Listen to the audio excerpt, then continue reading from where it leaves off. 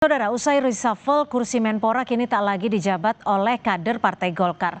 Apakah penggantian ini murni perbaikan kinerja atau ada unsur politis lainnya?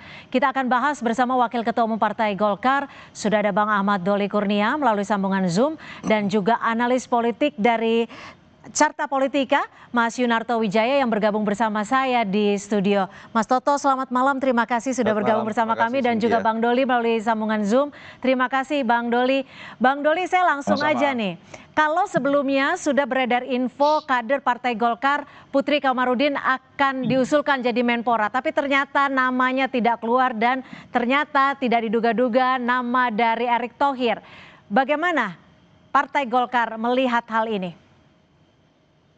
Iya, saya kira dari awal sejak beberapa waktu lalu ya Pak Prabowo melakukan reshuffle kabinet ini, kami sudah menyampaikan bahwa salah satu pertimbangan utamanya adalah untuk bagaimana meningkatkan kinerja ya atau performance dari kabinet yang dipimpin oleh Pak Prabowo ini.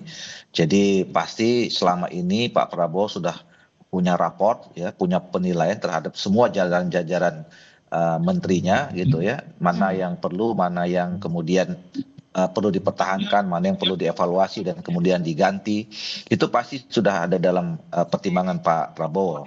Nah memang di dalam pemerintahan politik di Indonesia tidak kita bisa juga mengabaikan tentang pertimbangan kekuatan atau perimbangan politik ya, karena memang pada saat pilpres selalu tidak pernah ada seorang presiden yang didukung oleh satu partai politik, tapi didukung oleh beberapa partai politik yang mengkoalisi. Nah dan itu memang sudah ditunjukkan dalam wajah kabinet dalam periode ini. Di awal ada beberapa jabatan atau posisi menteri yang diisi oleh partai-partai politik.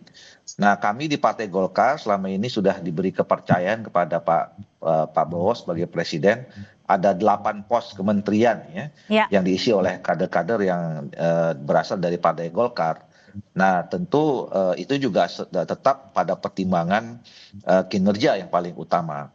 Nah kemarin pada reshuffle sebelum ini itu ada satu pos kementerian yang selama ini yaitu di Menpora ya, dijabat oleh saudara Adi Dito, itu kemudian diganti. Dan kalau kita bicara tentang komposisi jumlah perimbangan, nah kader Partai Golkar ada Pak Mukhtarudin yang kemudian diberi kepercayaan sebagai menteri. Jadi artinya Partai Golkar tidak masalah karena sudah terakomodir seperti itu dengan 8 kursi menteri di Kabinet Merah Putih?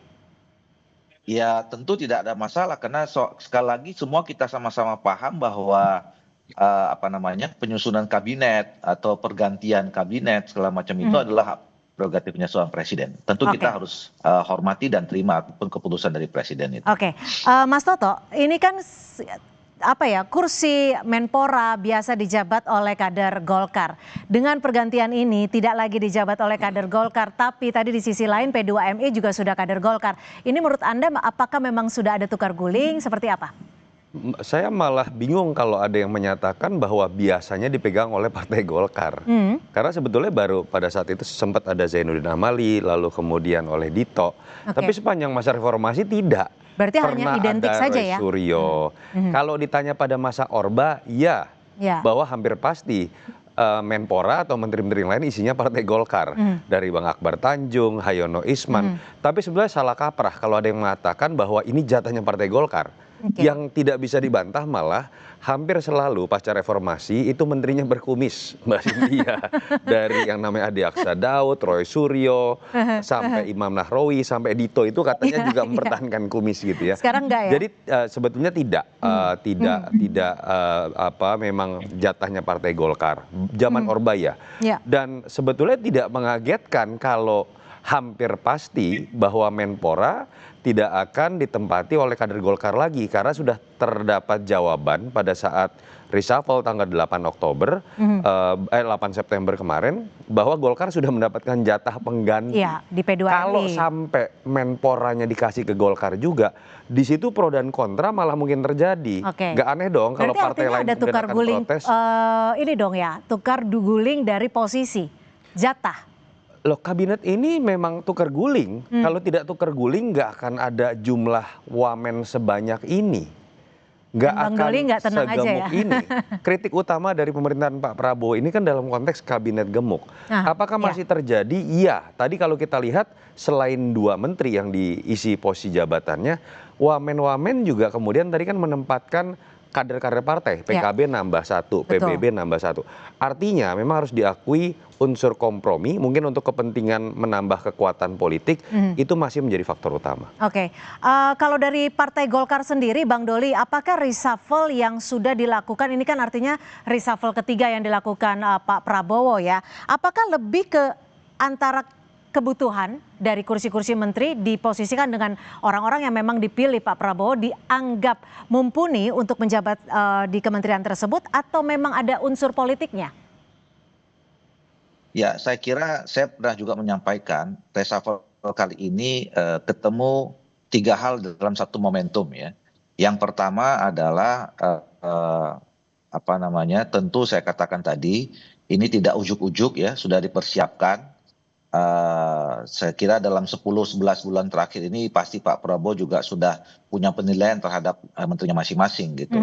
Nah, yang kedua adalah tidak bisa juga dipungkiri, saya kira peristiwa kemarin adanya dinamika ya, adanya penyampaian aspirasi oleh masyarakat dan adik-adik mahasiswa yang kemudian banyak menuntut menyampaikan tuntutan ya 17/8 itu. Nah, itu saya kira juga menjadi pertimbangan. Nah, yang ketiga adalah bahwa seperti janjinya atau pernah yang disampaikan Pak Presiden, sebetulnya kan tahun kedua tentu harus ada peningkatan kualitas kerja atau kinerja yang harus disiapkan oleh pemerintahan ini di bawah kepemimpinan Pak Presiden. Itu kan tinggal 1 bulan lagi. Jadi sebetulnya ini persiapan untuk memasuki tahun kedua. Setelah 1 tahun pertama ini tentu ada capaian-capaian yang sudah diraih, tetapi juga mungkin ada juga PR-PR yang harus diselesaikan dengan peningkatan kinerja itu. Nah, apalagi kemarin kan juga sekaligus ada juga ketemu momentum lahirnya undang-undang tentang haji ya, yang merekomendasikan adanya Kementerian Haji dan Umroh sebagai kementerian baru. Nah, itu juga saya kira menjadi salah satu momentum kenapa ini diambil reshuffle itu. Oke, Mas Toto, kalau menurut Anda sendiri, ada tidak sih pertimbangan Presiden? Kalau tadi kan memang disebutkan dengan Bang Doli bahwa ini memang pilihan Presiden karena dianggap posisinya cocok dengan figur tersebut. Kalau dari Mas Toto sendiri, apa benar seperti itu? Ada 2 pendekatan yang berbeda kalau saya lihat. Dalam konteks menteri harus diakui ini lebih nuansa Prabowo-nya terasa ya. Kalau kita lihat misalnya pilihan terhadap Menko Polkam, ini mengembalikan pada tradisi lama Indonesia menempatkan biasanya Menko Polkam atau dulu Polhukam itu pada yang latar belakangnya militer. Dan kita tahu juga seperti Pak Jamari ini katanya ya itu udah menjadi bagian dari Gerindra juga. Artinya secara chemistry, latar belakang, termasuk mindset, ini Prabowo sekali. Artinya maksud Anda Pak Prabowo memilih orang-orang yang dekat dan sesuai visi misinya dengan Pak Prabowo? Betul, dalam mindset. Makanya bahasa saya adalah mindset. Mindset seorang Prabowo saya meyakini lebih cocok ketika berbicara Menko Polkam, ya seperti yang tradisi ada, bahwa latar belakangnya militer dan orang yang dekat dengan saya misalnya. Yang kedua, ketika berbicara Erick Thohir jadi Menpora, ini kan sebenarnya hanya turunan saja dari mindset Pak Prabowo juga, utamanya terkait dengan yang namanya Kementerian BUMN, seharusnya tidak seperti yang dijalankan pada masa-masa sebelum, tapi dijalankan oleh sejenis sovereign wealth fund yang kemudian menjadi danantara. Dan kita tahu efeknya adalah Kementerian BUMN ini seperti nggak ada gunanya lagi. Itu yang menyebabkan kemudian pertanyaannya apakah akan dibubarkan begitu saja. Nah, tapi bertemu nih dengan sosok Erick yang kita harus akui dalam konteks portfolio nggak bisa dibantah untuk olahraga, dia akan sangat bagus sekali. Ya, oke. Mas Toto, tapi tapi dalam konteks tadi Wamen berbeda. Wamen menurut saya ini bukan tentang mindset Prabowo. Ini sekedar masalah menambah kepastian, stabilitas politik, menambah kekuatan politik. Makanya seperti PKB yang orang katakan setengah-setengah. Karena dulunya kan sebenarnya kan tidak mendukung Prabowo. Mendapatkan jabatan 1 menteri, 1 wakil menteri, sekarang ditambah 1 wakil menteri. PBB ditambah 1 atau berpindah wakil menteri juga misalnya dengan posisi yang lebih tanda kutip mentereng. Menurut saya hitung-hitungnya itu bukan hanya ya, lebih berorientasi pada hitung-hitungan kompromi politik untuk wamen. Oke, berarti kalau posisi menteri itu adalah orang yang dipercaya Pak Prabowo, tapi kalau wamen itu hal yang berbeda, begitu Mas Toto ya? Saya tidak mengatakan Erick Thohir juga dipercaya ya. Sebenarnya Erick Thohir kalau kita bicara afiliasi politik lebih kepada orang Jokowi. Mindset.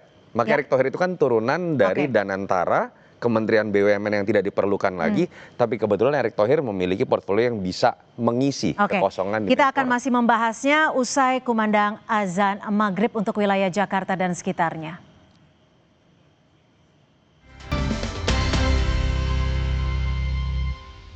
Ya, saya cuma ditelepon Setkap untuk hadir hari ini seperti itu. Pak, menjabat sebagai Menpora sama PSSI ini sebenarnya gimana sih Pak? Nanti kan itu ada prosesnya di FIFA. Ya, FIFA sebagai badan olahraga tertinggi di dunia, nanti mereka yang akan menentukan. Tapi akan mundur dari PSSI Pak? Akan ikut campur pemerintah Pak? Kenapa? Tidak ada aturan untuk tidak Ya, ada itu ikut campur dari pemerintah. FIFA yang ngatur nanti semuanya. Tapi akan mundur dari ketum PSSI Pak? FIFA saya nggak tahu. Nanti FIFA bersurat. Tapi kalau dari Pak Eriknya sendiri ada etikat untuk mundur dari? Semua aturan dari FIFA. BUMN gimana Pak? Kalau BUMN sendiri sudah pasti kan nanti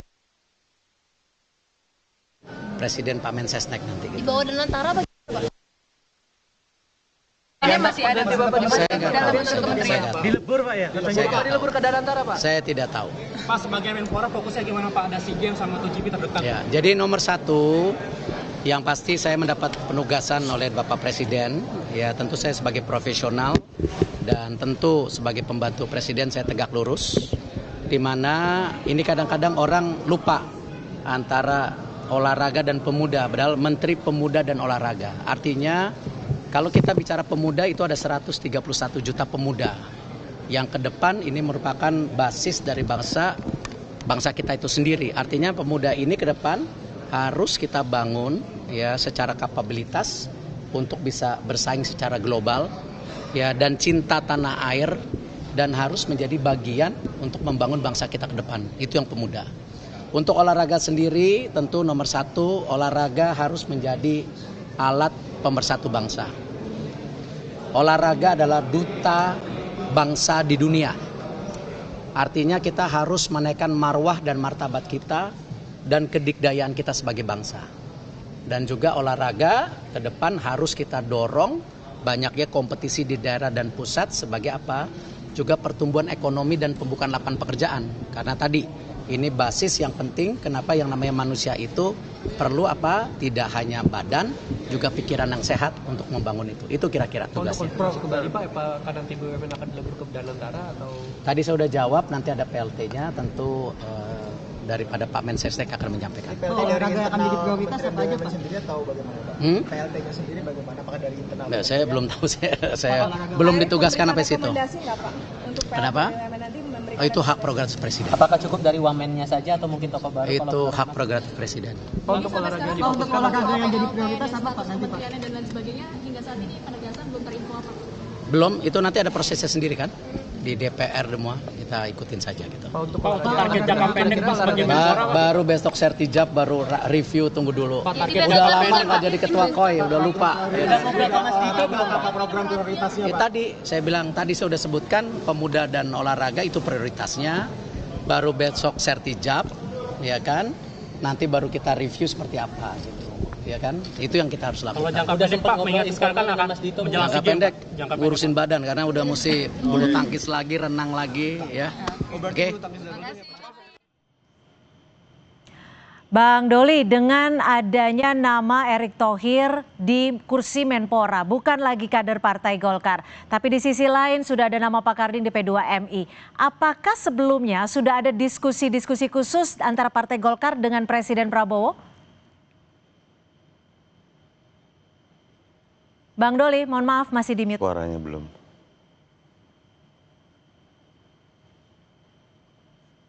Ya, silakan.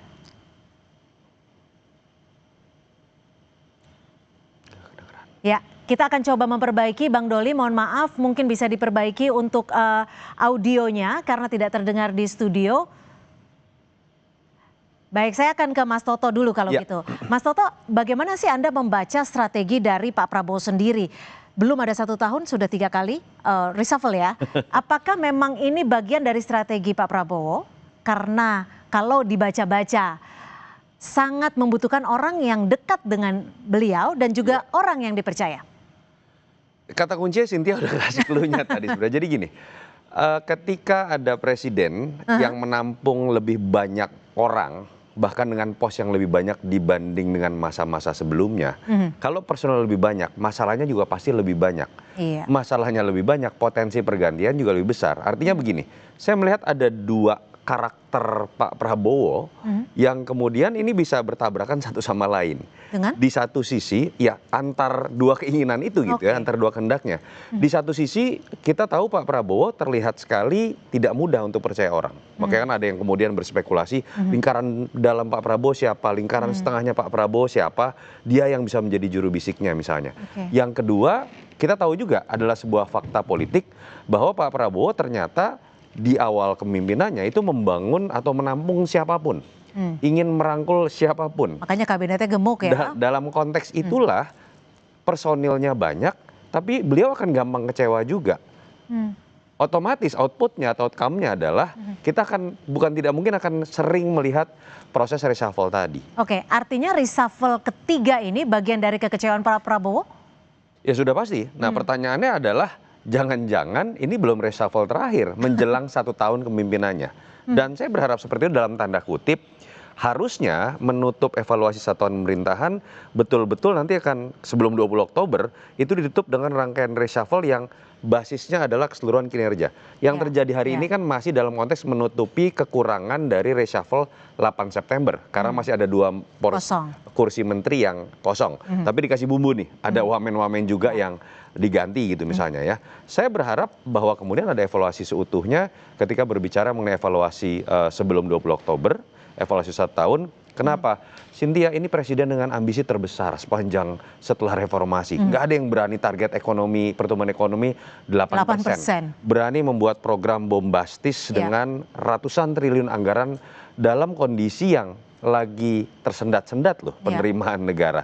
Kalau itu tidak diimbangi oleh eksekusi yang baik, tentu saja dari personal yang baik, yang jujur tidak mudah didapatkan dari kabinet yang terlalu akomodatif. Karena kompromi, tidak ya? Ya, pada akhirnya mau tidak mau pembentukan kabinetnya kompromistis. Evaluasinya jangan kompromistis dong. Jangan lagi didasarkan pada keterwakilan, harus tanpa beban Pak Prabowo bicara mengenai evaluasi dari kinerja. Nah itu yang kita tunggu ujungnya akan seperti apa. Oke, saya akan coba ke Bang Doli.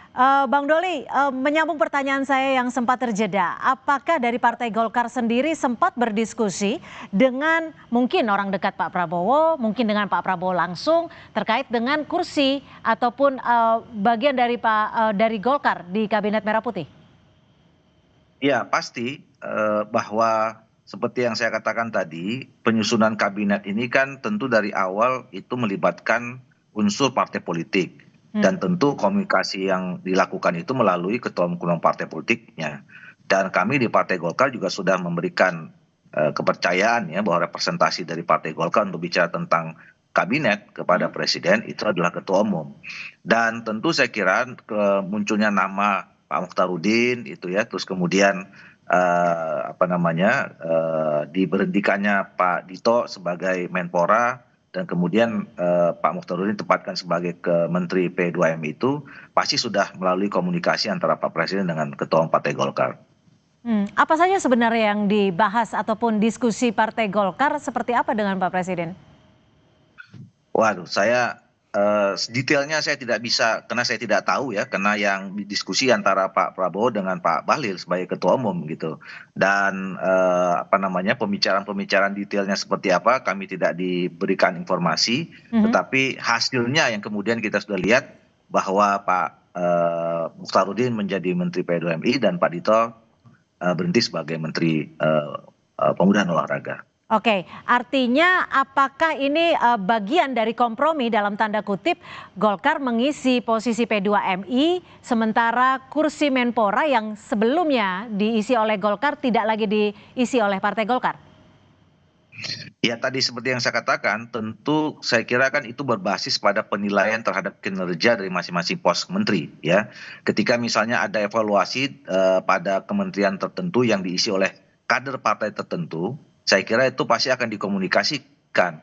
Nah, ketika kemarin misalnya Pak Dito termasuk yang di dalam penilaian harus kemudian diganti ya, pasti dan Pak Dito adalah kader Golkar, pasti Pak Prabowo sebagai presiden, sebagai juga pimpinan koalisi pasti menyampaikan kepada Pak Bahlil sebagai ketua umum, dan kemudian ada pembicaraan lebih lanjut ketika dalam mengisi pada posisi-posisi lainnya di dalam pergantian kabinet ini. Oke, Mas Toto, kalau Anda menganalisa orang-orang yang dipilih Pak Prabowo ini seperti apa sih? Yang hari ini dan juga yang tanggal 8 September. Yang hari ini tadi saya sudah sebenarnya memberikan clue kalau bicara di level menteri atau misalnya pengganti PCO ya, Badan Komunikasi Pemerintah nama barunya, itu di luar, kalau kita bicara ada Pak Jamari dan Anggaraka, itu orangnya Pak Prabowo. Orang yang tadi turunan dari mindset dan Pak Prabowo merasa dekat gitu ya. Dan kalau berbicara wamen, saya nggak yakin Pak Prabowo kenal. Oh gitu. Nama-nama yang kemudian. Artinya ada yang membisikkan Pak Prabowo, orang-orangnya ini aja atau yang menunjuk? Loh, kalau partai ya tentu saja partai. Ya. Dan terlihat sekali dari pembentukan kabinet yang jumlah wamennya terbanyak sepanjang sejarah, Pak Prabowo kan terkesan memberikan cek kosong. Artinya jatah dong ya? Memang jatah. Kalau tidak jatah tidak akan sebesar ini, tidak akan segemuk ini. Pertanyaannya nanti apakah kalau patokannya adalah tetap penjatahan dalam konteks kuantitatif, misalnya Golkar 8+3, lalu kemudian Gerindra kan 7+3 dan lain-lain. Reshuffle ke depan itu kan jangan sampai seorang presiden ketika reshuffle itu kan berbicara kualitatif, evaluasi kinerja, lalu terpatok, aduh saya pengen ganti Golkar nih misalnya, tapi bagaimana caranya supaya dia tetap 8+3? Oke, jadi komposisinya yang diutak-atik. Itu yang akhirnya membuat kabinet ini kabinet kuantitatif, bukan kabinet kualitatif. Padahal basis kinerja itu kan kita bicara kualitatif, kerjanya bagus atau tidak, KPI-nya tercapai atau tidak. Ini problem yang tidak hanya terjadi pada Presiden Prabowo semata. Presiden sepanjang masa reformasi semuanya terikat dengan jatah penjatahan ini. Tapi sayangnya Pak Prabowo yang menang dengan 58%, transisi rezimnya sangat mulus, kenapa melakukan ini dengan skala lebih ekstrim? Itu yang saya harapkan perlahan bisa dikikis. Oke, Bang Doli gimana menurut Anda? Perspektif Mas Toto sesuai tidak dengan apa yang terjadi sebenarnya? Karena kita tahu kan Pak Golkar merupakan bagian dari koalisi. Tapi dijawab usai jeda, tetap bersama kami di Sapa Indonesia Malam. Atau prioritas Bapak sebagai Menko Polhukam yang baru? Kan tadi sudah disebutkan ada ketua badan. Siapa tadi? Pak Doviri. Nah, kan udah jelas. Apa lagi? PR pertama dari presiden apa, Pak? Arahan dari presiden, Pak. Arahan dari beliau. Gunakan sisa umur untuk kepentingan bangsa dan negara. Pak, melihat kemarin berapa umur saya, siapa yang tahu? 77 tahun. Ya, sebentar lagi. 77 tahun. Gunakan sisa umur itu untuk tetap mengabdi kepada bangsa dan negara. Nggak ada istilah-istilah. Kemarin belum penunjukan. Kenapa? Komunikasi awalnya dengan presiden sebelum penunjukan apa pesan-pesannya dan lain sebagainya mungkin Pak? Pesannya itu tadi. Ayo kita sama-sama baiki, walaupun saya tahu kita sudah usia sekian, sisa umur itu kita manfaatkan sebaik-baiknya untuk kepentingan bangsa dan negara. Itu yang disampaikan kepada saya. Pak, tapi melihat beberapa kali ada kerusuhan gitu, Bapak melihat ini seperti apa Pak agar tetap aman? Ya itu nantilah, saya kan belum ke kantor. Tapi ada tantangan nggak sih Pak melihat kondisi yang sekarang Pak? Yang harus jadi prioritas Pak sekarang? Makanya saya kan belum ke kantor. Dan di kantor saya kan dapat laporan. Apa sudah ada komunikasi dengan Pak Syafri Pak? Dengan Pak Syafri itu kooperasi dengan Pak Syafri ya komunikasi sebagai kawan banyak. Kalau sebagai Menko Polhukam interim Pak yang kemarin Pak. Jadi concern juga di salah satu. Kenapa? Penanganan demo ricu kemarin itu juga jadi concern untuk Bapak atau penugasan dari Pak Prabowo? Sementara beliau mengatakan seperti itu, nanti tinggal saya menjabarkannya setelah saya mendapatkan informasi yang lengkap dari kantor Menko Polhukam. Koordinasi politik. Berarti ini langsung sertijab ya Pak? Saya nanti ke sana. Hari ini ya Pak? Langsung iya, langsung sana. Bukan sertijab lah, beliau kan ad interim ya. Jadi ya tadi udah bicara dengan beliau. Ada prioritas untuk mencari orang. koordinasi polisi dan TNI sendiri nanti apakah memang harus diperbaiki ke depannya, Pak? Itu yang saya bilang, saya lihat tuh kalau perbaikan terus menerus lah ya, masa hanya satu event, enggak. Summit yang jelas memerlukan dukungan semua, terutama dari kalian untuk kepentingan ke depan kita.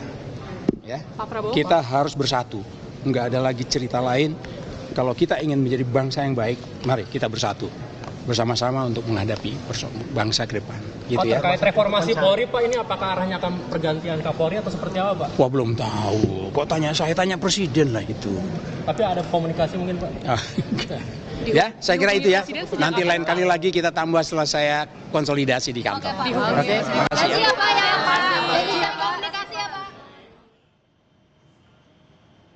Bang Doli, sudah hampir 1 tahun Kabinet Merah Putih memimpin bangsa Indonesia, tapi sudah 3 kali dilakukan reshuffle. Menurut Anda, nih Bang Doli, apakah ada pergeseran keseimbangan kekuasaan mungkin dari Partai Golkar sendiri justru merasa lebih kuat atau tidak jauh beda karena kursi P2MI ini? Ya, saya kira kalau dilihat dari perspektif susunan kabinet ya, komposisi kabinet, tentu sekali lagi apapun itu kan semua tergantung dari Pak Presiden ya. Bagaimana supaya semua program-program yang sudah disusun ya sebagai turunan dari visi yang sudah ditetapkan itu bisa bekerja atau berjalan dengan baik. Gitu.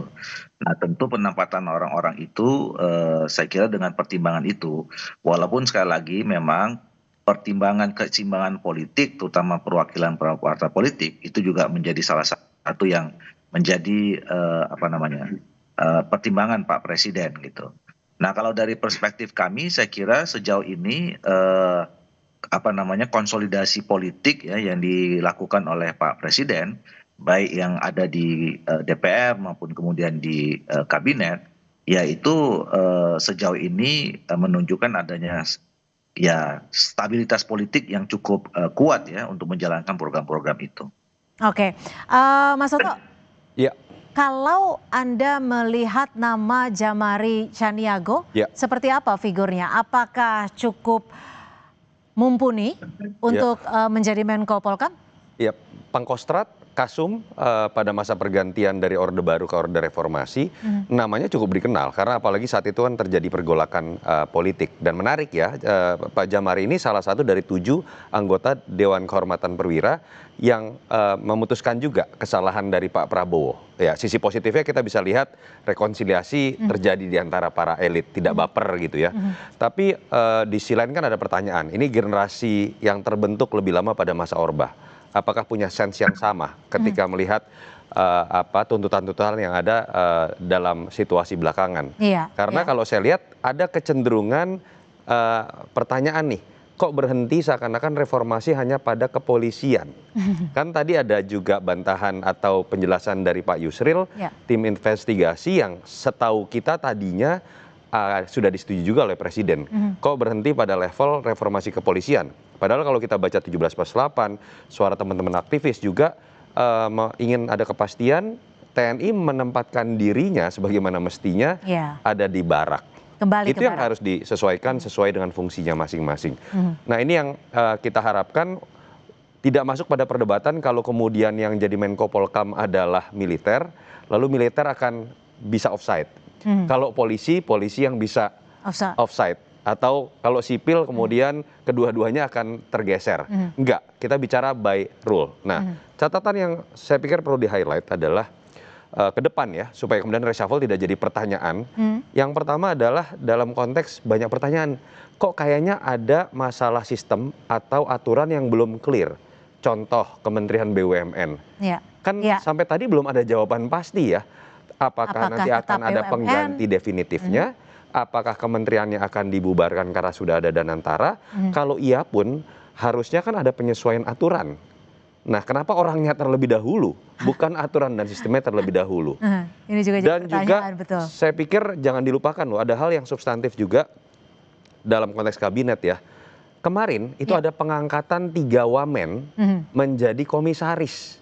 Masih terjadi padahal sudah ada keputusan MK. Tidak boleh. Itu yang menurut saya siapapun yang namanya menteri terpilih, wakil menteri terpilih, tapi pastikan dong Pak Prabowo bahwa kabinet ini berlandaskan pada sistem dan hukum yang berlaku, jangan didasarkan pada yang penting nunjuk orang siapa yang saya suka, kira-kira seperti itu. Oke, baik. Terima kasih untuk perspektifnya, Mas Sama-sama. Toto, Mas Yunarto Wijaya, dan juga terima kasih Bang Ahmad Doli Kurnia sudah memberikan perspektif di Sapa Indonesia malam hari ini. Terima kasih, Bang selamat malam Dolvi. Bang Doli. Siap.